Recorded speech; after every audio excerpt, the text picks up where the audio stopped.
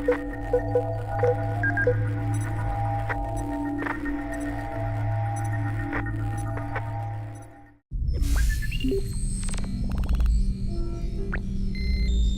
of Cyborg Zane from the Fomalhaut system, Sol 8823. Entries from 123 to 128. Damn Attractor.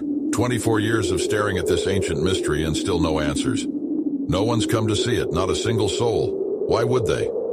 Just a relic sitting there, humming occasionally like it's got a secret mocking me. Sometimes I wish it would just explode and give me something interesting to log.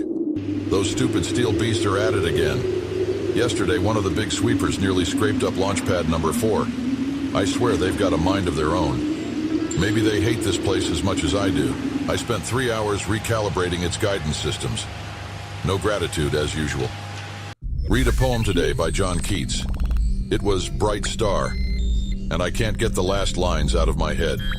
Still to hear her tender taken breath, and so live ever, or else swoon to death. What did it feel like to love so deeply, I wonder? Perhaps it's better I'll never know.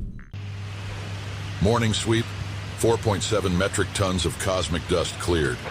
Afternoon sweep, 4.3 tons. The cycle never ends. I tried patching the exhaust port on Sweeper 3 again, but the part's corroded.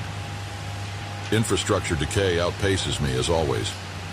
But what else do I have to do?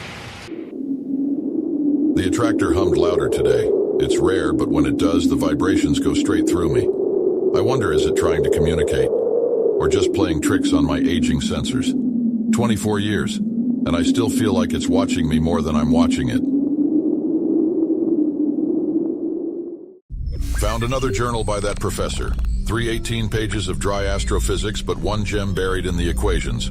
What we call emptiness is merely potential unfulfilled. What a beautiful thought. Maybe this desolation has potential too, though I doubt it. That thought lingered with me as I powered through the journal's pages, wondering if this potential, this untapped fullness, might extend to the cosmos itself. And lo, the darkness begat the void, and the void begat the sand. And the sand was cast upon the face of the planetoid, and it did settle there for 1,000 and 1,000 years. And in those days came the bearded men, dwellers of the deep places, and they summoned an ancient servant of metal, and purifiers whose rust was as the stain of old blood. And they spake unto him, saying, Watch thou, and write all that thou seest, and keep this place, that it fall not into ruin. And thus did he, even as they commanded, and many were the years of his toil, for he rested not, neither took he ease, neither knew he the joy of the 7th day. And he lifted up his voice and swore, saying, By the Attractor do I swear, and by its name shall I labor unto the end of days.